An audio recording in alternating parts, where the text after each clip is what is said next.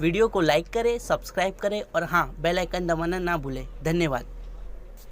लोगों को राशन दे रहे हैं। बताइए, 80 करोड़ लोगों को गरीब बना दिया इन्होंने। किसी के घर में नौकरी रोजगार नहीं। इसलिए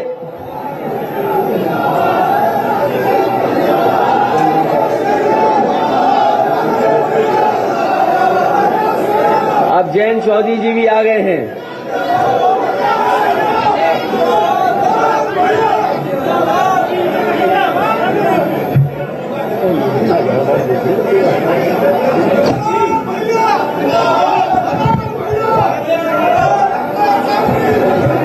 तो इसलिए मैंने शुरू कर दिया।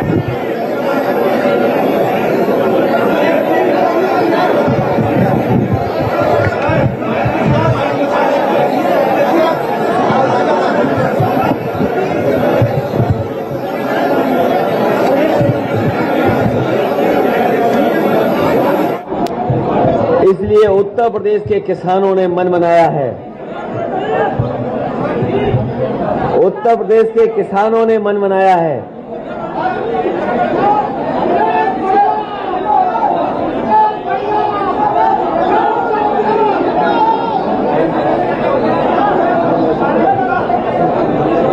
ये जितने भी कार्यकर्ता आए हैं पीछे हो जाएं, बिल्कुल कार्यकर्ता बिल्कुल पीछे हो जाएं। ये पत्रकार के साथियों ने कहा है, अपनी माताओं बहनों से भी निवेदन है।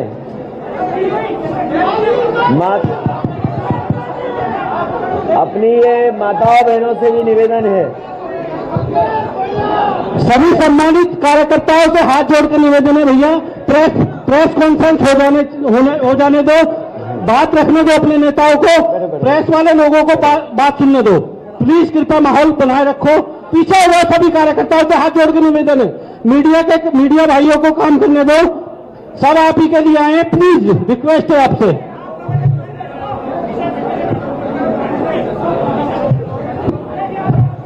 अब शुरू कर सकते हैं, हम लोग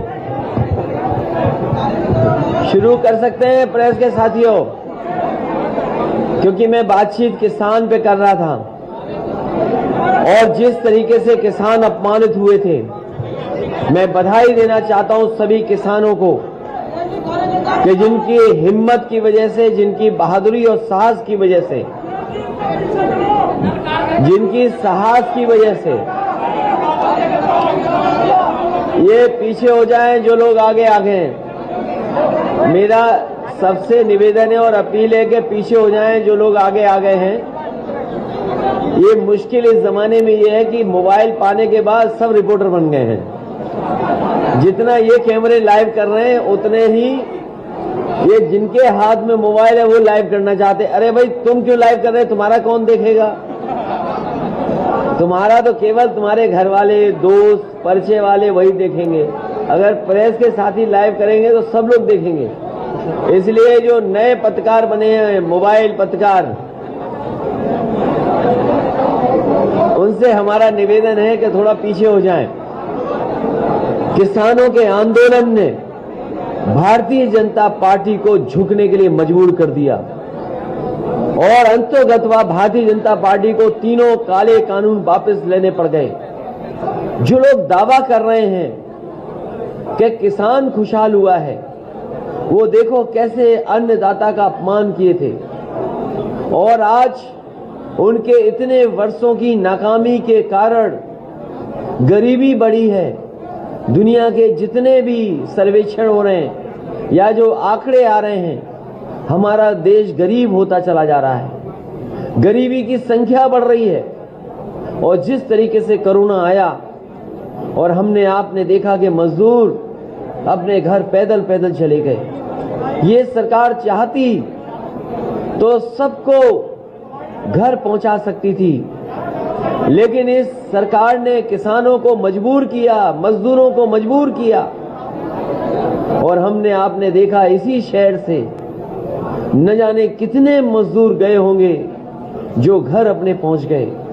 बहुत सारे ऐसे मजदूर थे जो अपने घर नहीं पहुंच पाए, उनकी जान चली गई एक्सीडेंट की वजह से या हार्ट अटैक हुआ या गंभीर बीमारी थी जिसके कारण वो घर नहीं पहुंच पाए। 90 से ज्यादा मजदूरों की जान गई उत्तर प्रदेश में, लेकिन भारतीय जनता पार्टी ने एक भी मजदूर की मदद नहीं की थी। अगर किसी ने मदद की थी तो यही समाजवादी पार्टी और आरएलडी के लोगों ने आगे आकर के मदद की, और समाजवादी पार्टी ने 90 के 90 मजदूरों को 1-1 लाख रुपया उनके घर पे पहुंचाने का काम किया। हम लोगों ने वो समय भी देखा जहां पर एक गर्भवती महिला नासिक और महाराष्ट्र से चल करके आई थी, उसके बेटी पैदा हुई, 3 घंटे वो इंतजार की और उसके बाद फिर वो पैदल पैदल अपने घर पहुंच गई। कोई सरकार ने मदद नहीं की। मैं आपको कह सकता हूं, समाजवादियों की सरकार होती तो चाहे हमें जिला अधिकारी की गाड़ी से उस मां को घर पहुंचाना पड़ता, समाजवादी लोग और समाजवादी सरकार में वो मां जिला अधिकारी की गाड़ी से वो घर पहुंचती। लेकिन इस सरकार ने गर्भवती मां को वैसे ही हाल पे छोड़ दिया और पैदल पैदल घर पहुंची। किसान जब आंदोलन पर बैठा, बोर्डर लगा दिए गए, कील लगा दी गई, बॉर्डर सील कर दिया गया। यही सर्दी में, गर्मी में, बरसात में इसी बॉर्डर पर बैठे रहे, लेकिन उन्होंने परवाह नहीं की। उन्हें कोई परवाह थी तो 3 काले कानून की परवाह थी कि अगर 3 काले कानून लागू हो गए तो हमारे किसानों की जमीन छीन ली जाएगी, उनको बाजार के भाव पे छोड़ दिया जाएगा। इसलिए किसानों को बधाई देता हूं। आज मुझे खुशी है, जयंत चौधरी जी हम दोनों लोग साथ हैं, किसानों की लड़ाई लड़ रहे हैं। और मैं अपने जिस इलाके में ये चुनाव है, पहले चरण में वो लोग जानते हैं और आखिरी चरण में जो चुनाव है वो लोग जानते हैं। चौधरी चरण सिंह जी ने सभी किसानों को एक कर करके एक साथ ला करके उनके आंदोलन को आगे बढ़ाने का काम किया।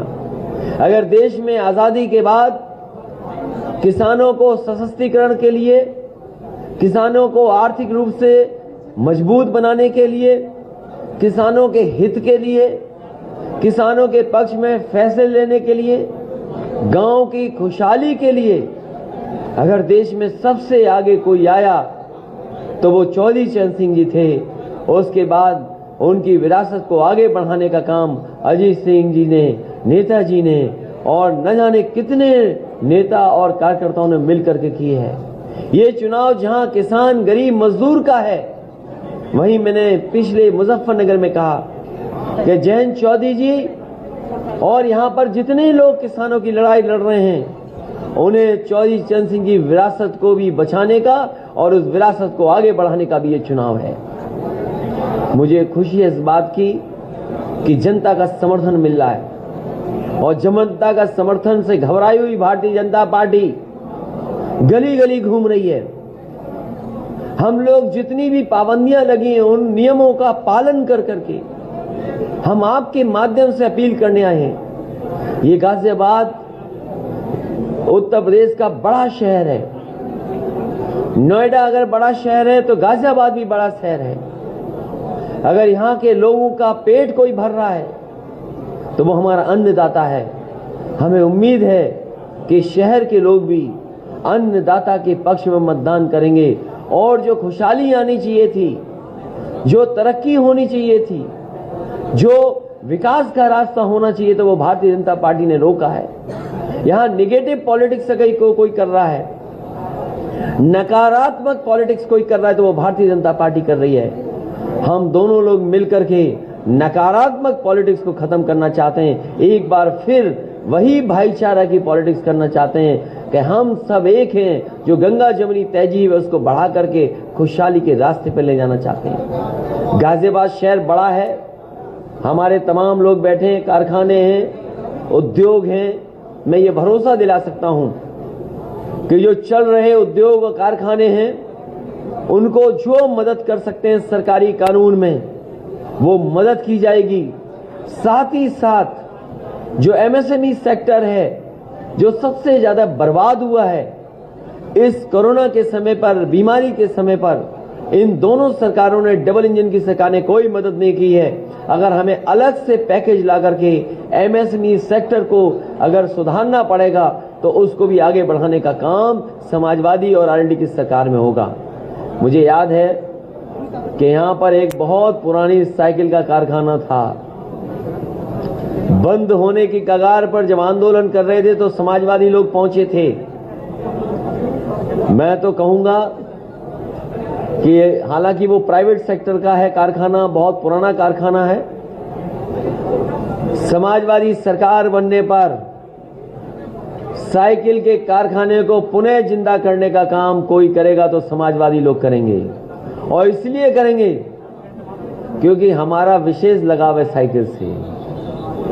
जिस पार्टी का चुनाव चिन्ह साइकिल हो तो वो साइकिल के कारखाने को शुरू करने के लिए अगर कोई बड़ा पैकेज भी देना पड़ेगा तो देने का काम करेंगे, क्योंकि साइकिल के कारखाने से न जाने कितने और छोटे छोटे कारखाने जुड़े हैं और उन कारखानों में न जाने कितने लोग हैं जिन्हें मजदूरी मिल रही है, काम मिल रहा है, रोजगार मिल रहा है।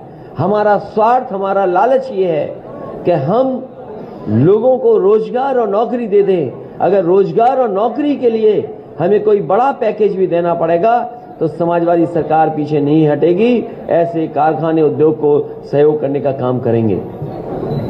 क्योंकि मैं पोटली लेके चलता हूं, एक लाल वाली मैंने पहले दिखा दी थी, लेकिन मैंने ये कहा था कि हम और जयंत चौधरी जी जब दोनों आएंगे तो हमारे दोनों के हाथ में पोटली होगी।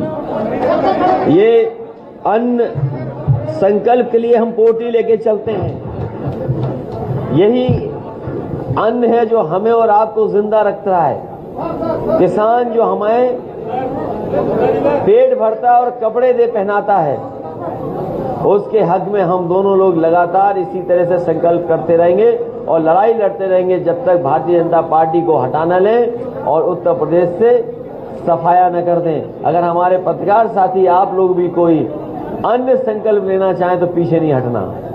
आप लोग भी हमारे साथ किसानों की लड़ाई लड़ने के लिए आगे आएं। और मैं कहता हूं, इस गाजीपुर बॉर्डर से और उस गाजीपुर बॉर्डर तक भारतीय जनता पार्टी का सफाया होगा। इसीलिए ये दोनों गठबंधन के लोग ऐतिहासिक जीत हासिल करने जा रहे हैं।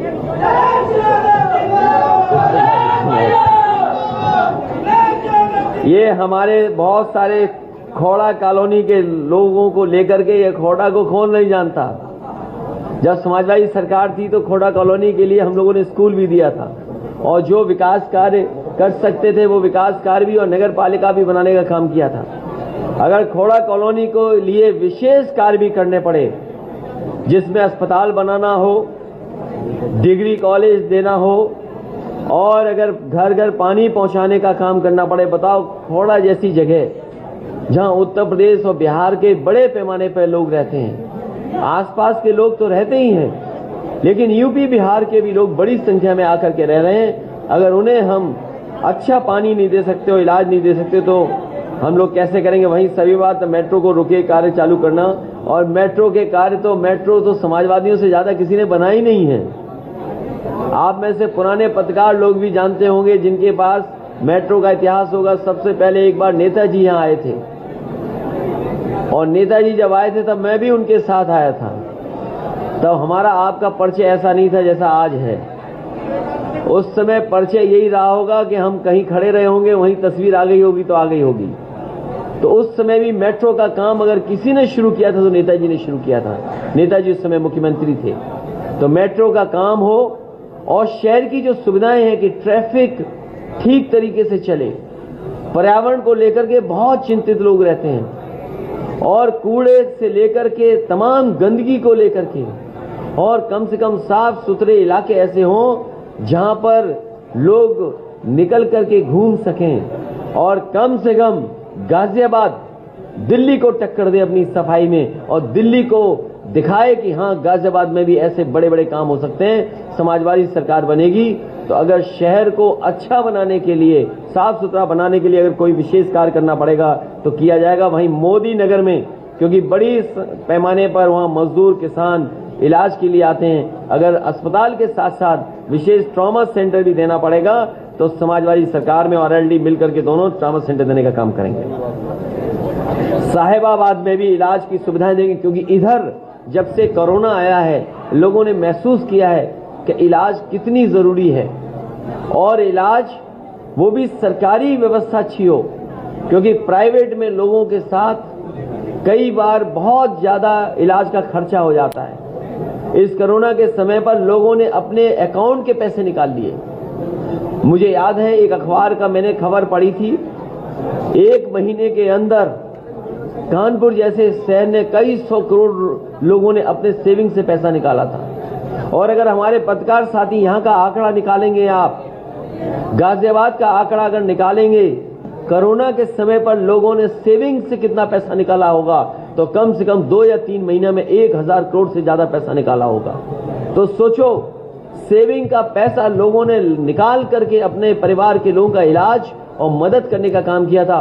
उस समय जब सबसे ज्यादा सरकार की जरूरत थी, तब सरकार ने गरीबों को, आम लोगों को अनाज छोड़ने का अगर किसी ने काम किया था तो भारतीय जनता पार्टी ने। इसलिए मैं इस मौके पर समाजवादी पार्टी और आरएलडी के जितने भी प्रत्याशी हैं, उनके पक्ष में मैं आपके माध्यम से निवेदन और अपील करने आया हूं कि गाजियाबाद और आसपास की जनता इन सभी साथियों की मदद करे। जो लोग हमारे साथ बैठे हैं वो तो हैं ही। धौलाना से असलम चौधरी जो समाजवादी पार्टी और आरएलडी के प्रत्याशी हैं, मोदी नगर से पंडित सुदेश शर्मा आरएलडी और समाजवादी पार्टी के गठबंधन के प्रत्याशी हैं, गाजियाबाद में समाजवादी पार्टी और आरएलडी के विशाल वर्मा जी प्रत्याशी हैं, साहिबाबाद से पंडित अमरपाल शर्मा जी समाजवादी पार्टी और आरएलडी के प्रत्याशी हैं, मुरादनगर में पंडित सुरेंद्र कुमार मुन्नी आरएलडी और समाजवादी पार्टी के प्रत्याशी हैं, वहीं लोनी में मदन भैया आरएलडी और समाजवादी पार्टी के गठबंधन के प्रत्याशी हैं। मुझे उम्मीद है कि आपके माध्यम से जनता इनकी मदद करेगी, क्योंकि चुनाव आयोग की जो पाबंदियां हैं वो बड़ी बड़ी रैलियां नहीं हो पा रही हैं। अगर बड़ी बड़ी रैलियां हो रही होती तो कार्यक्रम दूसरे तरीके से होते। आज आप ही हमारे वो लोग हैं जो संदेश पहुंचा सकते हैं। आपके माध्यम से ही हम लोग घर घर पहुंच सकते हैं। इसलिए हमें उम्मीद है कि आप लोग भी हमारी मदद करना, जिससे भारतीय जनता पार्टी जैसी तानाशाही सरकार को हम उत्तर प्रदेश से हटा सकें। मैं जयंत चौधरी जी से कहूंगा कि वो अपनी बात रखें।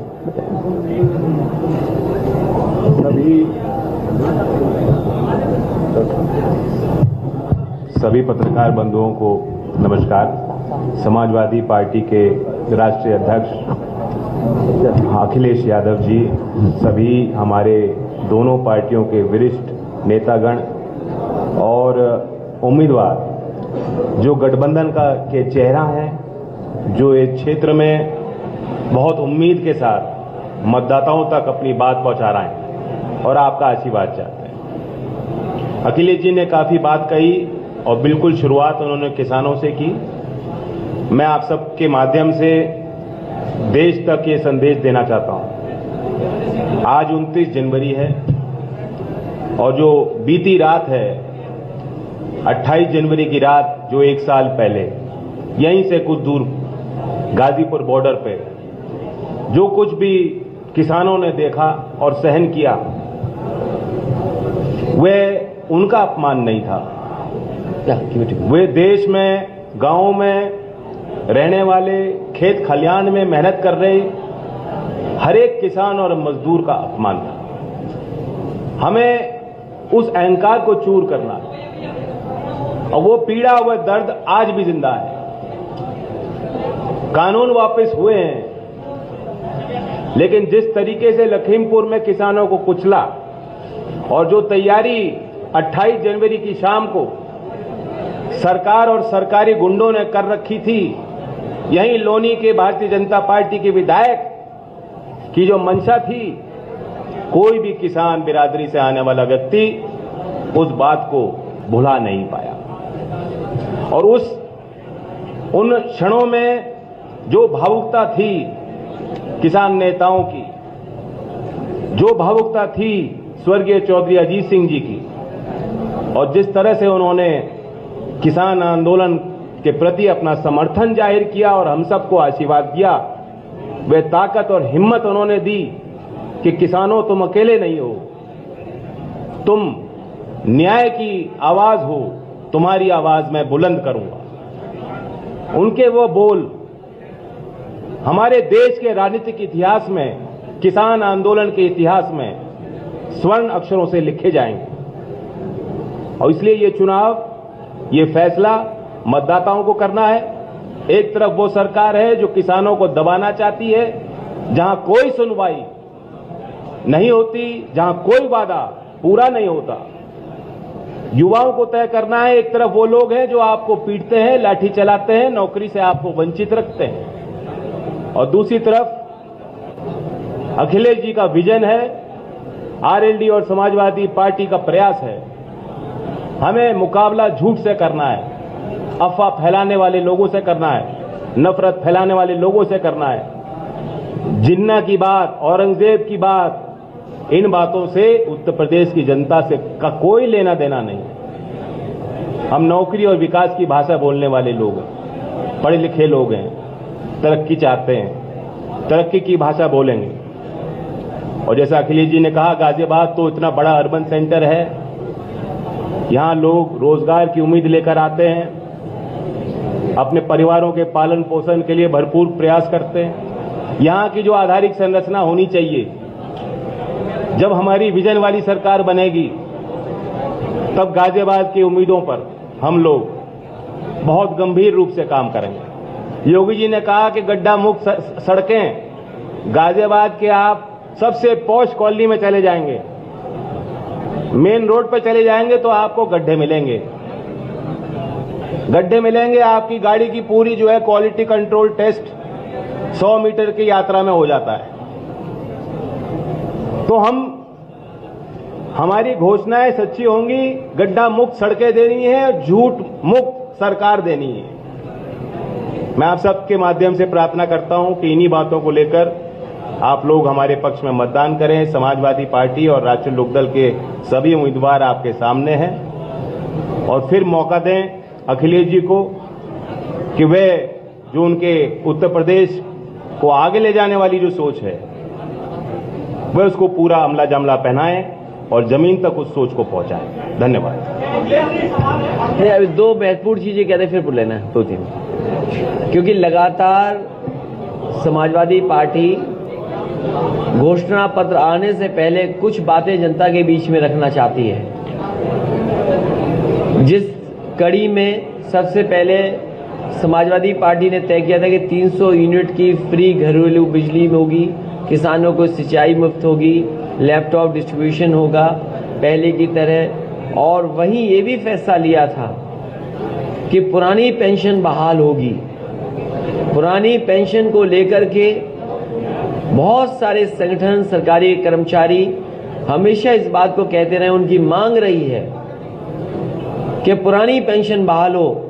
समाजवादी पार्टी ने और आरएलडी ने और गठबंधन और समाजवादी पार्टी ने माना है कि सरकार बनने पर पुरानी पेंशन बहाल होगी। उसी कड़ी में समाजवादी कैंटीन एवं किराना स्टोर स्थापित किए जाएंगे, जहां गरीब श्रमिकों, राजगीरों, बेघरों को सब्सिडाइज दरों पर राशन एवं अन्य जरूरी वस्तुएं मिल सकेंगी।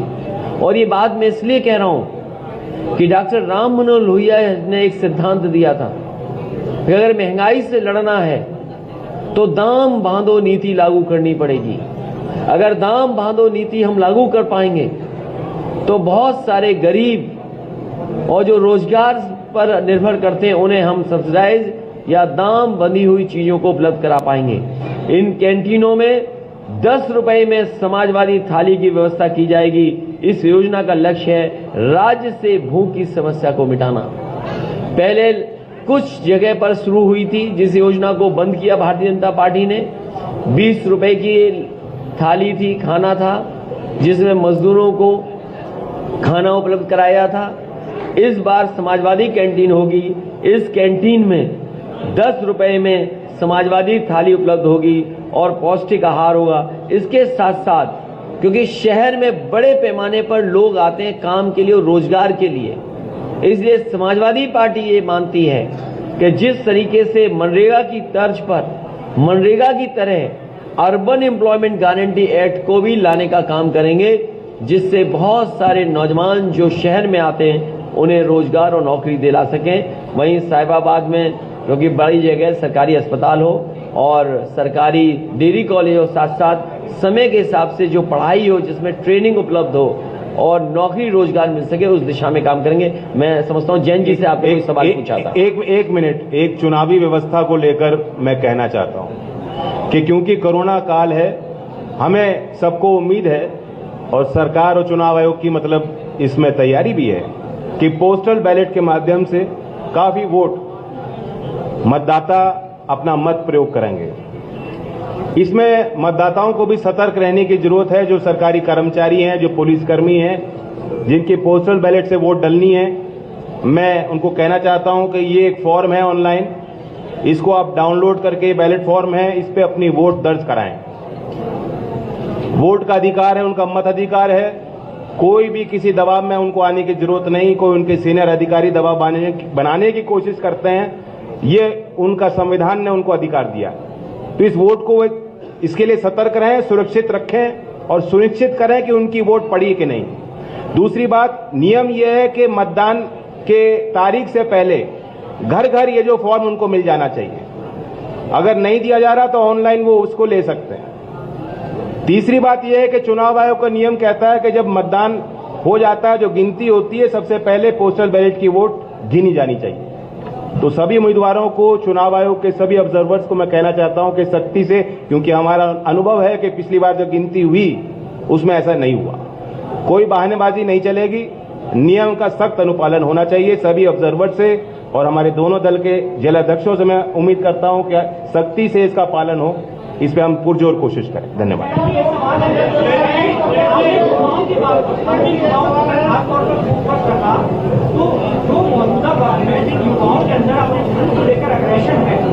आपकी सरकार आने के बाद उनकी ऊर्जा को किस तरह से इस्तेमाल सही जगह पर किया जाए, आप कैसे सुनिश्चित करेंगे और क्या कदम उठाएंगे? बहुत अच्छा सवाल आपने किया और ये शायद हमारे सरकार के लिए और सभी सरकारों के लिए सबसे बड़ा सवाल और चुनौती है।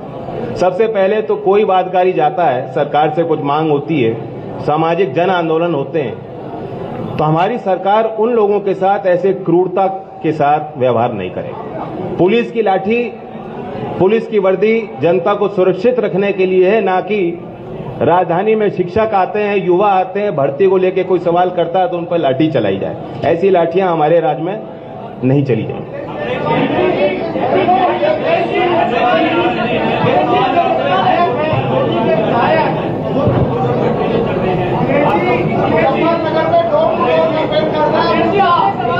नहीं, उन्हें डोर टू डोर जाने की आवश्यकता इसलिए पड़ गई है कि मैं तो कहूंगा जिस घर का दरवाजा वो बजाएं या डोर टू डोर कैंपेन में जाएं, वो सिलेंडर उन्हें दिखा दें।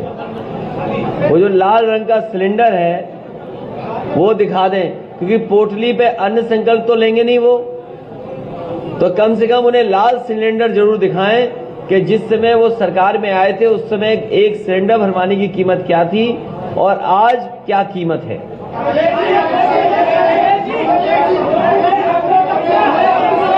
अरे एक एक कोई आप में से तय कर ले किससे पूछना है।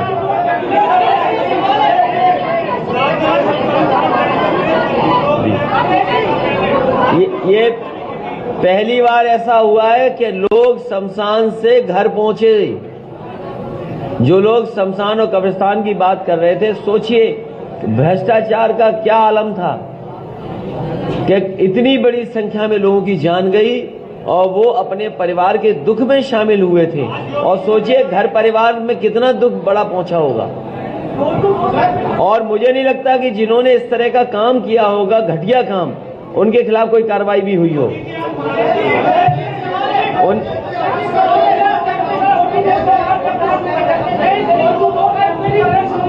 हमारी यही डोर टू डोर कैंपेन है, मैन टू मैन कैंपेन है। लाइए एक पर्चा, लाइए पर्चा, मैन टू मैन कैंपेनिंग है हमारी। डोर टू डोर भी कैंपेन होगी और मैन टू मैन कैंपेन भी होगी। मैं आपसे कहता हूं हमारी पार्टी की मदद करना।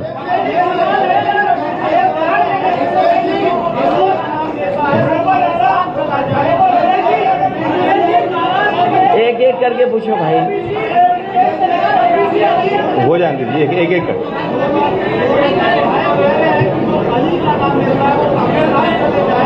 ये कौन पुरानी बातें कह रहे हो आप? लोनी का विधायक है। अरे भाई, जो देखिए ऐसा है ऐसा है, आप सब जागरूक लोग हैं। जैसे ही समाजवादी पार्टी ने पुरानी पेंशन को बहाल करने के लिए कहा, आप सोचो मुख्यमंत्री जी को क्या याद आया? अब्बा जान। तो भारतीय जनता पार्टी घबराई हुई है। और जो पहलवान हार जाता है, आप में से कोई कुश्ती पहलवानी जानते हैं? जो पहलवान हार जाता है तो वो क्या नहीं करता बताओ? कभी काटता है, कभी नोचता है। तो ये लोग पहलवान वो लोग हैं जो हार चुके हैं। जनता ने हराया इनको, किसान हरा रहा है इनको।